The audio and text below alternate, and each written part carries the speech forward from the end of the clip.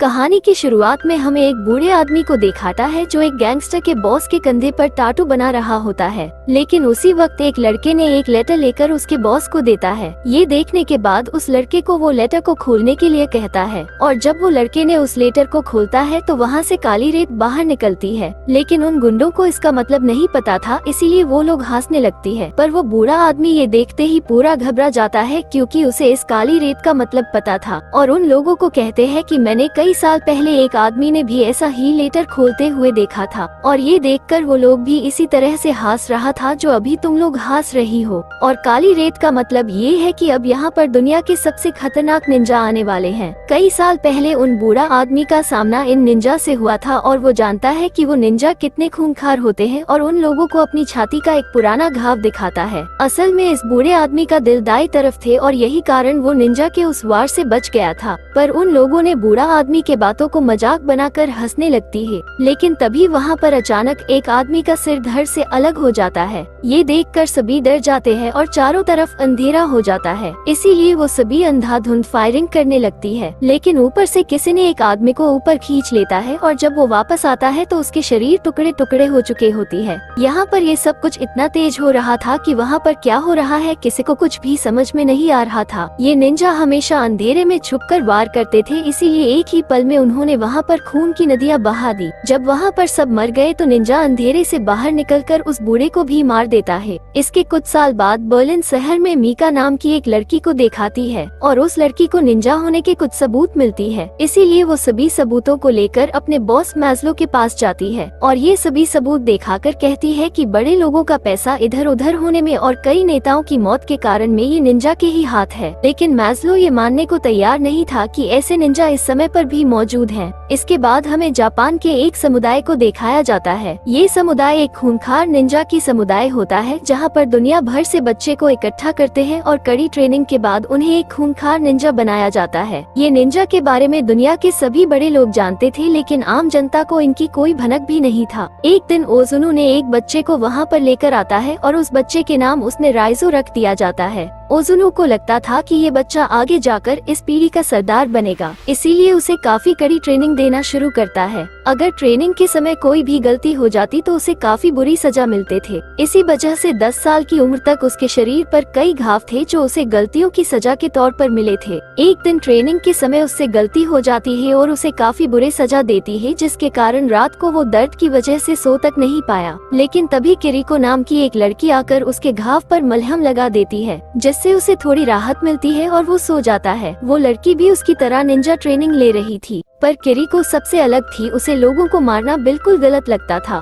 राइजो अब ओजुनु समुदाय का सबसे काबिल निंजा बन गया था। अब हमें कुछ आगे की कहानी दिखाया जाता है जहाँ पर राइजो अपने रूम में ट्रेनिंग कर रही होता है। तभी उसे अपने बचपन के एक फाइट याद आती है जहाँ पर वो अपने सीनियर ताकेशी का सामना करते हुए वो हार गया था। और तभी ओजुनु आकर राइजो को कहता है कि मैं तुम्हें बताती हूँ हारने की सजा कैसे होता है। और ओजुनु ने राइजो के पेट में अपनी उंगलियों से मारता है और वो दर्द से बेहोश ही हो जाता है। अगली सुबह ओजुनु देखता है कि राइजो फिर से ट्रेनिंग के लिए तैयार था। इसके बाद वहाँ पर दूसरी बच्चे की फाइट शुरू होती है जहाँ पर किरिको और एक लड़का लड़ रही थी। लेकिन किरिको को मारामारी पसंद नहीं थी, फिर भी ये फाइट में किरिको ने उस लड़के को हरा देती है। और तभी ओजुनु उसके पास जाकर बोलता है कि हारने वाला के शरीर पर हार का निशान होना चाहिए, इसीलिए उसे एक चाकू देकर उस लड़के को चेहरा पर मारने के लिए कहता है। लेकिन किरिको से ये नहीं हुआ तो ओजुनु ने उसके ही चेहरा पर चाकू मारकर उसे पिंजरे में बंद कर दिया जाता है। अब रात में राइजो छुपकर उसके पास जाता है और उसे पानी पिलाता है। कुछ दिन बीत जाने के बाद एक रात किरिको वहाँ से भागने लगती है, लेकिन तभी वहाँ पर राइजो आकर उसे रोकने की कोशिश करता है और उसे कहता है कि अगर ये लोग तुमको पकड़ लिया तो ओजुनु ने तुम्हें मार देगा। लेकिन किरिको ने राइजो के बात नहीं मानता और राइजो को भी अपने साथ भागने के लिए कहती है, पर राइजो ने उसे मना कर देता है। उसके बाद किरिको वहाँ से निकल जाती है, लेकिन आखिरकार किरिको को ओजुनु के लोग ने पकड़ लेता है और ओजुनु ने उसे भागने की सजा मौत सुनाती है। इसके बाद ताकेशी ने सबके सामने उसके दिल पर वार करके उसे मार देता है। अब हमें कुछ आगे की सीन दिखाती है जहाँ पर मैस्लो ने निंजा के बारे में और जानने का कोशिश करता है और उन्हें पता चला कि एक जासूस ने भी निंजा के बारे में सबूत इकट्ठा किए थे, लेकिन किसी ने उसका खून कर दिया। अब इधर राइजो अपने कपड़े धोने के लिए एक लॉन्ड्री में जाता है, पर वहाँ उसे एक लड़की नजर आती है। उसे देखते ही राइजो समझ जाता है कि वो भी एक निंजा है, इसीलिए वो दोनों एक दूसरे को मारने होने लगती है, लेकिन कुछ देर बाद राइजो ने उस लड़की को एक वॉशिंग मशीन में भरकर मार देता है। उधर मीका उस जासूस की पत्नी से मिलने जाती है जिसे निंजा के सबूत मिलने पर मार दिया गया था, और उस लड़की मीका को बताती है कि उनका पति काफी हिम्मत वाला था, लेकिन उस घटना के बाद वो इतना डर गया कि उसने घर के हर दरवाजे पर कम से कम 2 ताले लगाकर रखता था और उसने घर के हर कोने में रोशनी रहती थी। उसने घर के हर जगह में परछाइयों के लिए कोई जगह नहीं छोड़ी क्योंकि कहीं कोई निंजा न आ जाए। लेकिन एक रात जब वो निंजा आए तो बत्तियां अपने आप ही बंद होने लगी और उसे मार दिया। उसके बाद मीका अपने घर आती है, लेकिन उसकी पूरी गली में लाइट नहीं थी, सभी जगह पर अंधेरा था। वो फिर भी अपने घर के अंदर जाती है और अंदर जाते ही वो देखती है कि टेबल के ऊपर एक लेटर होता है और वो उस लेटर को खोलकर देखती है तो उस लेटर से काली रेत निकलती है। इसका मतलब ये है कि वहाँ पर निंजा आ चुका था और उसी वक्त एक निंजा ने उस पर हमला कर देता है। लेकिन तभी वहाँ पर दूसरे निंजा आकर उसे बचाती है और वहाँ के सारे निंजा को मार देता है। यहाँ पर ये निंजा कोई और नहीं बल्कि राइजो ही होता है।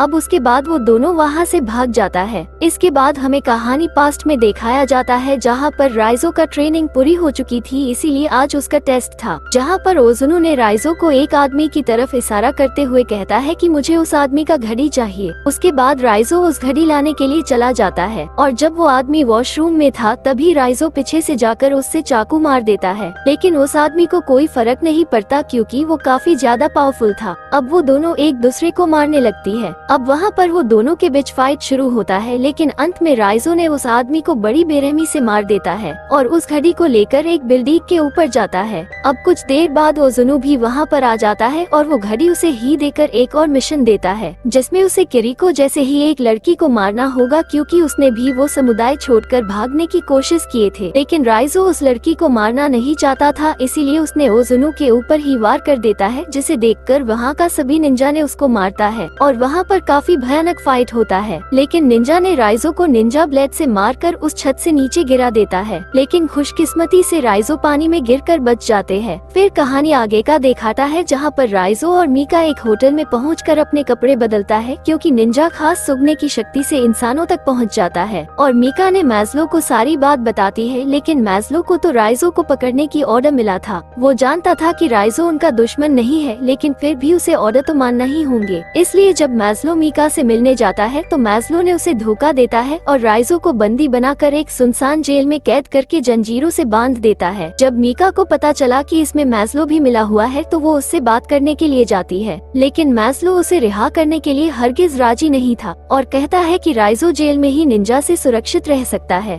उसके बाद मीका राइजो से मिलने जाती है और उससे माफी मांगता है, पर तभी राइजो मीका से कहता है कि अब बहुत देर हो गया है क्योंकि वो यहाँ पर आ चुकी है। ये सुनकर मीका ने मैज़लो को भी सावधान करने की कोशिश करता है, लेकिन अब बहुत देर हो चुकी थी। तभी अचानक लाइट चली जाती है और निंजा अंधेरे से बाहर निकल के सभी आर्मी को मारना शुरू कर देता है। उन खतरनाक निंजाओं के सामने सैनिकों की फौज और उनके हथियार भी कम पड़ जाती है। तभी मीका ने राइजो को जंजीरें खोलकर उसे रिहा कर देता है। फिर उसने निंजा का मुकाबला करते हुए मीका को भाग जाने के लिए कहता है और राइजो बाकी निंजा से फाइट करता है। हालांकि राइजो ओजुनु का सबसे बेहतरीन निंजा था, लेकिन इतने सारे निंजा को एक साथ संभालना उस पर भी भारी पड़ रहा था और उधर मीका को भी एक निंजा ने मारने की कोशिश करता है, इसीलिए वो घबरा कर अपनी गाड़ी भगा लेती है और इधर राइजो और ताकेशी लड़ते हुए सड़क पर पहुंच जाता है और ताकेशी ने अपनी तलवार से राइजो को मारने ही वाला होता है कि तभी वहाँ पर मीका आकर पीछे से अपनी गाड़ी से उसे टक्कर मार देती है और राइजो को गाड़ी में बिठाकर वहाँ से निकल जाती है। लेकिन राइजो काफी घायल हो चुका था, इसीलिए वो उसे लेकर एक होटल में जाती है। उसके बाद मीका ने मैज़लो को फोन करके वहाँ बुलाती है, लेकिन मैज़लो वहाँ आने से पहले ही निंजा आकर राइजो को ले जाता है और मीका ने उसे बताता है कि 10 मिनट पहले ही वो लोग ने राइजो को वहाँ से ले गए। उधर राइजो को ओजुनु के सामने पेश किया जाता है और उसे उसी जगह पर खड़ा किया जाता है कि जहाँ पर किरिको को मारा था और ओजुनु आकर राइजो को अपनी उंगलियों से बहुत बुरी तरह से मारता है, जिसकी वजह से राइजो ने खून की उल्टी करता है। लेकिन उसके साथ साथ ट्रैकिंग डिवाइस भी बाहर आ जाता है जो मीका ने राइजो को ट्रैक करने के लिए लगा दिया था और उसी वक्त मीका ने पूरी फौज के साथ वहाँ पर हमला कर देता है। इसके बाद मीका वहाँ आकर राइजो को वहाँ से छुड़ा लेती है। अब राइजो भी वहाँ के निंजा से लड़ने लगता है और वहाँ काफी भयानक फाइट शुरू हो जाता है। राइजो ने वहाँ पर अकेला ही काफी सारे निंजा को मार देता है। उसके बाद वहाँ पर ताकेशी और राइजो के आमने सामने हो जाता है और वो दोनों एक दूसरे को मारने लगता है। काफी लंबी समय तक फाइट होने के बाद राइजो ने ताकेशी को हरा सजा देती है और उसने ताकेशी के हाथ काट कर मार देता है। अब बारी थी ओजुनु की, इसीलिए वो ओजुनु के पास जाते हैं। जब राइजो ओजुनु के पास पहुंचती है तो ओजुनु अचानक हवा में ही गायब हो जाता है और राइजो के पीछे के अंधेरे से निकल के राइजो को अपने तलवार से मार देता है। उसके बाद वो दोनों ने एक दूसरे को मारने लगती है और वहाँ पर दोनों के बीच काफी खतरनाक फाइट शुरू होता है। लेकिन राइजो ओजुनु के सामने टिक नहीं पाता क्योंकि ओजुनु उसका ही गुरु था जो काफी पावरफुल था। अब ओजुनु ने राइजो को अपने तलवार से मारने ही वाला था, लेकिन तभी मीका वहाँ पर आकर ओजुनु पर गोली चलाती है, पर ओजुनु को उससे कोई फर्क नहीं पड़ता और देखते ही देखते वो वहाँ से गायब हो जाता है। ये देखने के बाद राइजो ने मीका को वहाँ से भाग जाने के लिए कहता है, लेकिन उससे पहले ही ओजुनु पीछे से आकर उसकी छाती में अपने तलवार से मार देता है। ये देखकर राइजो काफी गुस्सा हो जाता है और तभी राइजो को भी अपने आप को कंट्रोल करके हवा में गायब होने की और अपने जख्मों का ठीक करने की काबिलियत मिल जाती है, जो ओजुनु के अलावा किसी और निंजा के पास नहीं थी। तभी राइजो ने उसी पावर का इस्तेमाल करके एक ही झटके में ओजुनु को मार देता है। इसके बाद वो मीका को लेकर बाहर आ जाता है। तभी मीका को भी होश आती है क्योंकि मीका के दिल लेफ्ट साइड की जगह राइट साइड में होता है, इसीलिए उसको कुछ नहीं होता और मीका बच जाती है। अब हमें अगले सीन में राइजो को दिखाया जाता है जहाँ पर किरिको भागा था, वहाँ पर जाकर राइजो उसे मिस करता है और इसी के साथ ये मूवी भी यहीं पर एंड हो जाती है।